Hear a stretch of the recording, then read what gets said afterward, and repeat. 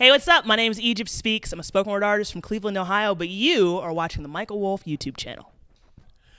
Hi, I'm Dan Lawrence, and once again, we're in Somerset, Pennsylvania for another night of music. And tonight we actually had something a little different with a spoken word artist. First time we've actually even ever had a spoken word artist on the Mike Wolf YouTube channel. So you have the honors. Oh, thank you. And we're speaking to Egypt Speaks. Yes, sir. I purposely did not want to say that, but throw that pun in there. But Egypt Speaks is a spoken word artist, and I got to admit, when I heard this is what's going to happen on the stage tonight, I was like, oh, come on, we wanted some music. But I got to admit, I was spellbound. Oh, thank you. I think that's really the only word I can use to describe how your presentation was. And you have to get a copy of her CD somewhere, somehow. I don't know how people can get it to really explain what your messages are, and just tell me a little bit about how you got started in Christian spoken word slam poetry stuff. It's really good, really interesting, and I was blown away. Oh, thank you. Yeah, so my name is Egypt Speaks. I'm a spoken word artist from Cleveland, Ohio. And what I like to describe spoken word as being is it's just the art of storytelling. It's poetry.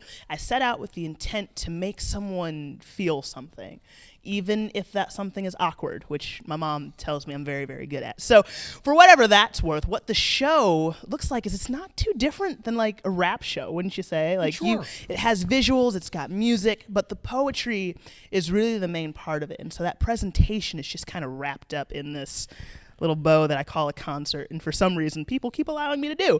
But I got started with it pretty young. I started writing poetry when I was about 8 years old and was invited to come out and like speak at churches and give these poems in a number of places, which was super cool.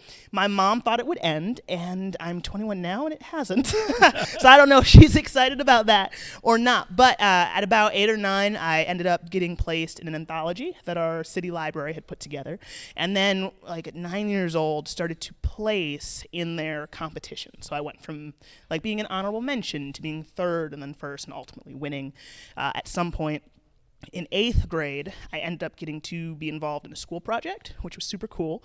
Miss Saxelby, I don't know if she'll ever see this, but Sax put us on to writing an introductory poem about ourselves and who we were and what we did. And there were some things before that kind of wanted to keep me into it. At that point, I was traveling, but that project was kind of one of the things that really pushed me into pursuing the use of this medium as a way to reach other people. And so a couple of years before that, I got involved in a program called Fine Arts, which I'm not sure. Do you know what Fine Arts is? I know what Fine Arts is. Yeah, so Fine Arts is like, for those of you who don't know, it's this almost America's Got Talent thing for pint-sized people. It's a talent show competition. Like the Steve Harvey type thing. A little bit, yeah. And what they do is they get kids that start off, like for Ohio, we have states, and so all of these kids will come with their youth groups, and they compete. You know Steve Harvey's from Cleveland. Yeah, I've heard that once or twice. I'm still waiting for an invite to the show, sir.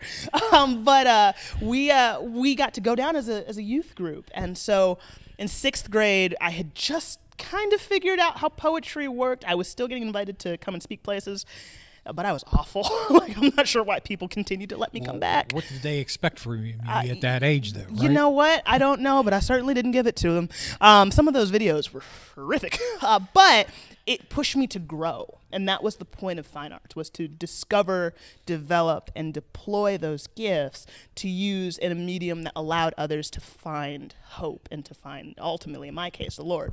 And so I ended up doing really well in that competition. I think I came in like 2nd nationally one year, and then was invited to another slam called YPI and ended up placing 3rd in the world in poetry, which was a surprise to my mother. And if you start surprising your mother with what you do, you know you're doing okay. Yes, and so absolutely. it continued from there. I grew up on the underground metal scene. and love bands like The Protest. Is always good. Hunter Dumped Us Here live broadcast, and those guys ultimately became like my first real tour in Iowa of all places, and it just continued. Like, so now I've gotten the privilege of doing everything from like Warped Tour to like King's Fest, Points Fest, and things like that. So this has been able to take you all over the country then? Yes, yes. At such a young age. That's pretty impressive. So it's definitely not me. That's a Lord thing right there. And one of the things that to me has always been very cool is that I've never seen another poet like do this in this medium. There are the guys in Poets Naughtum, there's Levi the poet, there's Chris Bernstorff, but within like CCM, contemporary Christian music, I'm not sure that I've seen that before, and it's just one of those things where you see God's hand in all of it, because it's very difficult to do something different, I guess, in an industry that kind of values having like a set norm and a guideline. Like, I am neither a musician or a band, but what they get is still comparable between those things. And so it's just cool to see God show up in those spaces and allow me to work there. Sure. And do you... The stuff that you performed tonight, like I guess the opening story that you told about setting the kitchen on fire, the seventh that was time, pretty entertaining too. Yeah. You know? I mean, how long ago did you write that? So the thing with my sets is that they're not all set in stone. Most of what you saw today was ad-libbed. So I come into a place or a venue or concert, I kind of read the room, and based on what I see or what I've been led to in prayer, we'll make up the poems on the spot of where I'm at and then perform them here. So the video is going. I have like times for my backing tracks to know where I'm at, and I know where I need to land, but I try to custom everything to where I'm at, so that the congregation or the people who are there are best served. But the story he's talking about was I set my kitchen on fire for the 7th time at my grandmother's house, and that happened. Actually, it continues to happen because I did it last summer and last week. That's a different story. But I was 20, I think. She left me at home, and it happened between like April of like 2019 and in December. And in December, she was like, Egypt, you're done. Like, you're just not cooking anymore. You're not going near a stove. Like, heaven forbid you're on a bus with somebody and they have a microwave. I don't trust you around anything. And so now we just go to McDonald's. And I'm not going to give away the end of the story because you can watch it on video later on this week. But it was real. I mean, it was something we all can relate to. Yeah, probably everybody's done at some point. What was it your grandmother that said to you? That's my grandma. At the end? You have to just watch the video to see the results of that. And like I said, your presentation is mesmerizing. And yeah, it's not music, but it's different, and you will be blessed by an opportunity to see Egypt Speaks.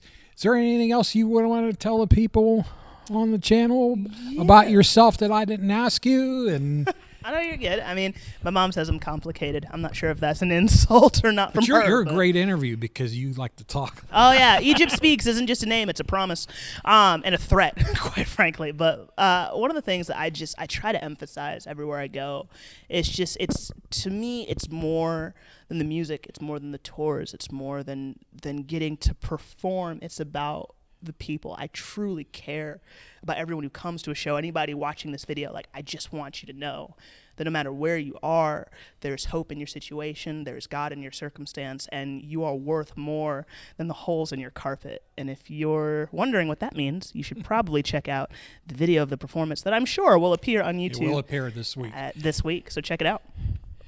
Let's talk future recordings. Oh, boy, okay. Now, you were selling a CD here. Uh-huh. Tell me about that CD and then what's coming up in the future for Egypt Speaks. Hey, you put me on the spot, man. The record that came out last year is a record called Wanderer.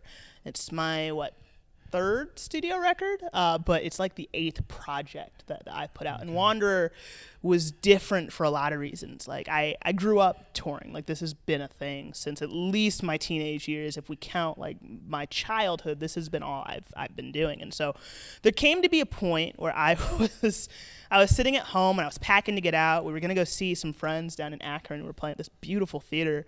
And as I watched the guys go on stage, I'm realizing that like at the end of the night, like they're going to leave. They're going to get on their bus. They're going to head off to wherever it was that they're playing next. I'm going to get back in my car. We're all going to go our separate ways. And when they would announce where they were from, I realized none of us ever actually sleep in our own beds like more than we do whether we're at a host home on a bus or in a van. And so it led me to what I like to call my early life crisis. I was like 19, 20 when this started, of wondering what does home feel like? What is that place of peace and hope? And how do you define that if you've never felt that type of peace or hope? Like what is it?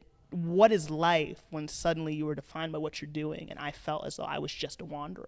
Like I'll play all of these shows, but if the show that I'm trying to get to is my destination, what happens when it ends? Like, will I ever truly be happy doing what I'm doing? Or is it going to be a matter of, am I always going to listlessly wander to the next thing? And so the record's tagline was "Together we will find home," which was really, it started more of as a hope for me when I wrote it the first time. It was more of a, like, if I find people who are like me, whether those are musicians or outcasts or other poets, like, we can make a home, like, wherever we are, right. We'll figure it out. But through the writing process of that record, from the start to the end of it, that saying became more of a promise. And it was amazing to watch God deliver me to the words that I didn't understand when I wrote them. So the record starts out with a voicemail from like 16-year-old me getting ready to go on a tour with the protest. Actually, that's what it was. And one of my friends, my mom's friends, had taken me aside, and as I'm trying to pack and run around, she's like, you need to record this. Like, you need to remember where you started and all this other stuff. I'm like, I don't particularly care. Like, I need to go find all my socks. Like, we're leaving tomorrow. Like, I'm gonna be on a plane. And she made me sit down and she made me record it. And so when I started to create the record, I remember going back through my phone and finding 16-year-old me who just wanted to tell people that they were loved, who just wanted to, I think, go snowboarding was one of the things that I said. And I haven't done that yet. I'm getting there. This is the place to do it here in Somerset. I heard. We need more snow, though. So they make fake snow down the road that's here. True. That's true.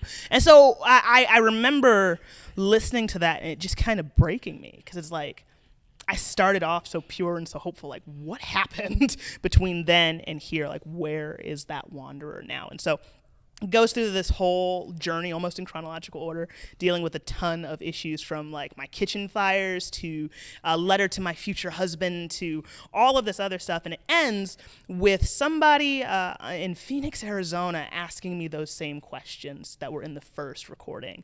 But instead of going on my first tour and opening for the protest, I was headlining my like third West Coast tour, and just going through and seeing that even though all of this stuff had happened in between, I still loved people. I still wanted them to find Christ, and I still was doing it for the right reasons, even if sometimes those reasons got a little lost in the sauce, as they say in the journey. Okay. I'm going to take a guess that you probably had your come to Jesus moments that made you realize, this is what I need in my life. Can you tell us about that? Oh, which one? See, here's the thing. Well, the first one. Let's go with the first one. Well, the thing, like, with my walk with Christ is for a minute, it felt easy. And that's when I realized I was in trouble. Like, the moment that type of, the moment that the scandal of the gospel became normalized, I realized I was kind of missing the point of what it was that I said that I believed. So as you tour, you kind of see things that are both good and bad. You see like the best of people, and then you see like the not very good parts, right? And you're sitting there like, I know at some point I have been the hero in somebody else's story and the villain in another's, and am I okay with the person that I am becoming and the complacency that I have in my walk? And the answer, if it's ever like yes, like I would get concerned, like just in my own faith walk. And so there, I guess during Wanderer would be like the latest one where I was getting all of these accolades, like good album reviews, like the tours were picking up. I was opening for some of like my dream artists, and at the same time, like I felt as though I was not only stagnant in my craft, but also stagnant in my relationship with God. And I'd put in for a whole bunch of tours and got rejected from literally every single one of them, and wasn't sure what to do. It felt like there wasn't a place for poetry. It felt like there wasn't a place for a random kid from Ohio, that there just was not something that I could do. But I ended up finding an old letter from a girl who actually wrote that one of my poems that she heard back when I was maybe 12, like, or 13, told her that she was loved and that it talked her out of committing suicide. And to me, that was just, it was deeply personal, it was deeply heartfelt, and it was God saying, like, before you had the lights, before you had the video, before you were doing this, the third, before you ever saw the inside of what a touring van looked like, I was using you in the faith that you had. And all you need is the faith of a mustard seed. Yeah. So you have to keep going where I'm leading. So that was a very long answer to a very short question. That's a great story right there, too. It's very uplifting. Because you one of the things about being a Christian is you never know if you're just walking down the streets, or if you're listening to some music that you like, if that's going to influence somebody else in their directions to try to find the answer to why are we here? Right. What are we doing here in life? Being a Christian is like trying to cross the street. You stop, you look both ways for cars. Get to the middle of the street and get hit by an airplane, because it's just something that like you can't imagine and you don't see coming, but it's still possible because the Lord is still God over everything, every bird, both man-made and like the ones that flap in the air, and the people who are on the ground. Like, He is capable of deliverance in every situation. And you talk about, when you're on tour, you don't probably get to speak to, you see a person out there who you think is having a bad day, or maybe even having a bad life, and you get that feeling you want to go talk to that person. Do you ever get that feeling like you want to go talk to that person? Sometimes it's you're not in a hurry, or on tour, you got to take the bus back to Wichita, Kansas. Oh, if we're going to Kansas, that's not a bus ride you want to be on. Kansas is awesome, don't get me wrong. But yes and no. There have been days where, like, kind of things like this where I can kind of see everyone engage reactions. There are also shows that I can't pick one particular person out, but my prayer is always that even if one person is affected by this, or this one person tells somebody else, and like 8 generations down the line, like something I said is effective, or the Lord has used it, then that's okay with me. I am okay even if I'm planting seeds that I'll never see the harvest of, because I know that whatever God is doing, He has a plan for why I'm here in this season of my life and in this location. All right, I'm going to ask you one more question that you're probably going to really hate. Yeah. Egypt. Yeah. You're the only person I've met in my life who has the first name Egypt. Now, is there a family connection to that name, or was just something your parents decided to, let's figure out a really different name Let's for draw this a name young out lady? of a hat, yeah. Well, there are a few reasons. First off, apparently I'm not the only Egypt, and to make it worse, I'm not the only Egypt that does poetry and lives in Cleveland. Oh, come on. For a minute, he even lives in Cleveland. There's another Egypt that does poetry and lives in Cleveland, and we were getting each other's mail for a solid, 3 months, and I had no idea how that happened. I hope Egypt McKee is doing well. I am not Egypt McKee. But yeah, my mom was off to go to a cruise, or on a cruise in Egypt, and wasn't entirely prepared for the fact that I was going to make an entrance.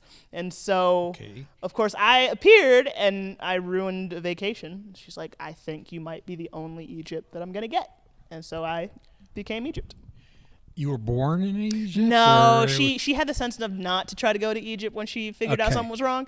But no, it's just, I kind of wrecked the vacation. And I've been crashing parties ever since. Hey, what's up? My name's Egypt Speaks. You can find me on Facebook, Instagram, not old enough for MySpace. But if I were on MySpace, you could find me at Egypt Speaks and everything. My new book entitled Almost is available on Amazon, Barnes & Noble, and just about everywhere else you can get books. I'd love to hear from you. Hey, what's up? My name is Egypt Speaks. I'm a spoken word artist from Cleveland, Ohio, but you are watching the Michael Wolf YouTube channel.